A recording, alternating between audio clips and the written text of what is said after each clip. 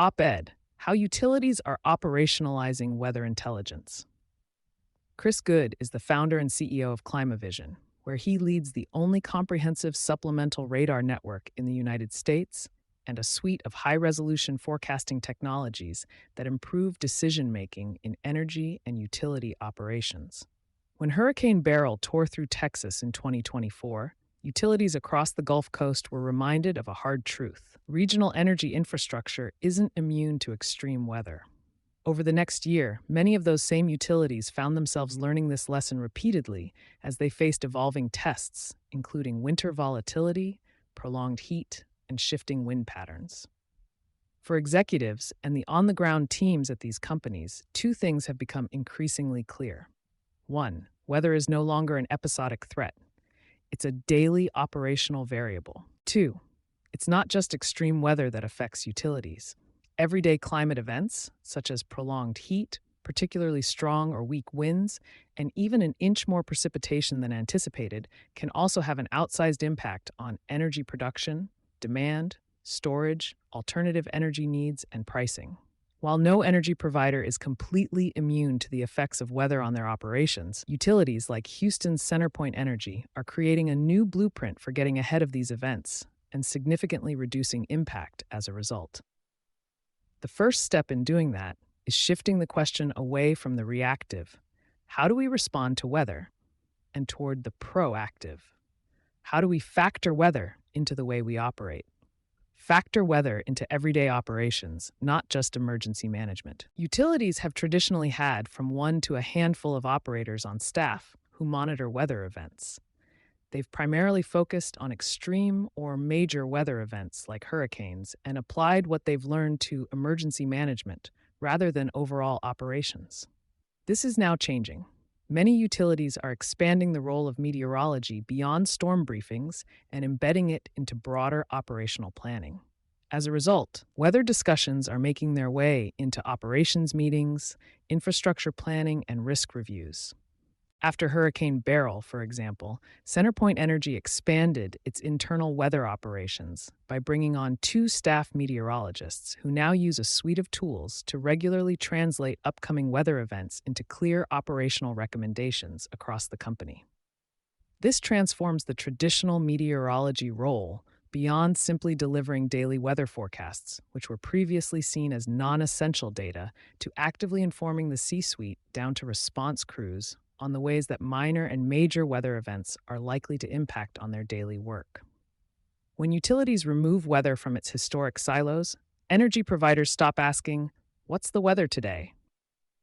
and start asking, "What does the upcoming forecast mean for our production, consumer demand, crews, assets, and restoration timelines?" This distinction matters. Introduce a weather tech stack that goes beyond publicly available data. Utilities and grid operators have historically operated on general estimated forecasts for their overall region, which only gave them the information they need to take big-picture precautions. Now, companies are going far more granular to understand the local and moment-to-moment weather conditions that influence their direct grid footprints and energy production. Gaining street-level visibility like this requires more than publicly available weather data. It calls for an entire weather tech stack that consists of supplemental data from one or several more private sources. Another layer in these stacks is technology that can process massive amounts of data and understand the direct implications of upcoming weather events on a company's operations. In addition to forecasts generated by Nexrad's government-operated radars, for instance, utilities are partnering with private companies that track weather conditions in radar gaps, or blind spots, that exist between government radar stations, as well to gain visibility into atmospheric levels where storms and other weather events form. This might include sourcing data from private radar networks, drones, satellites, and sometimes even the utility's own ground-based weather sensors. Together, these sources create a dynamic feedback loop that utilities need to be able to quickly process and analyze. All data sources feed into a centralized repository that is read and synthesized by constantly evolving software models, creating a closed-loop system for real-time weather intelligence. This approach lets utility operators anticipate power restoration risks with greater precision and position crews based on forecasted storm severity at the neighborhood level. But these hyperlocal observations aren't just valuable in a crisis. They are foundational to day grid optimization, helping to refine load forecasting, renewable generation planning, and maintenance scheduling around subtle but significant weather shifts. Stop waiting on impact and start planning around risk. American energy grids remain vulnerable to any shifts in the weather, and simply knowing when they happen isn't enough to keep the power on for customers. In addition to dedicated teams of cross-functional weather scientists, utilities can also create weather tech stacks that integrate new forecasting tools, like AI-enhanced weather modeling software that can predict patterns anywhere from 1 day to 3 months in advance. Then, as they understand how certain shifts will impact their operations and grid safety, they can institute predefined operational triggers. For example, certain wind thresholds may prompt early crew staging, or projected storm severity might trigger Emergency Operations Center activation before the first outage report even comes in. In one recent case, Encore Electric Delivery, which manages power for millions of households across North and Central Texas, used advanced predictive weather modeling to understand how wind gusts from an incoming thunderstorm would impact their region.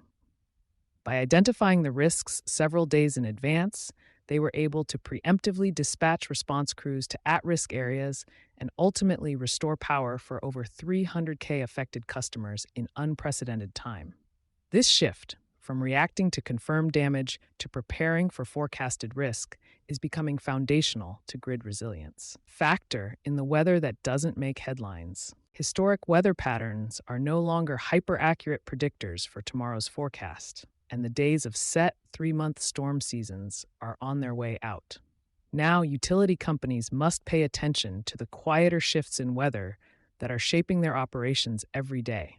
For example, a few extra days of unexpected heat at the end of summer can extend peak cooling demand longer than expected. Slightly lower sustained wind speeds can also affect renewable generation in wind-heavy markets. In terms of alternative energy generation, reduced precipitation can constrain hydropower, and even small temperature deviations can ripple through natural gas markets.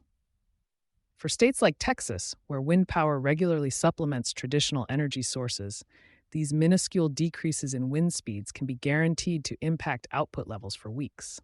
These shifts aren't once-in-a-decade events. They're incremental adjustments that accumulate operational consequences.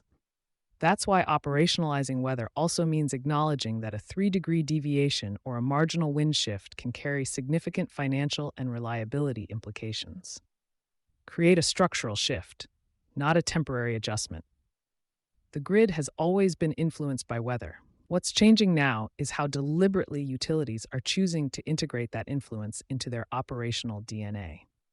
Consistency and predictability become harder as historic climate patterns change. But by integrating weather data across all teams and taking a more granular look at how all shifts and not just major storms impact customers, energy providers can ensure continued grid resilience and optimal safety measures. The result of this long-term approach to weather won't be a storm-proof grid. It will be a storm-ready operation.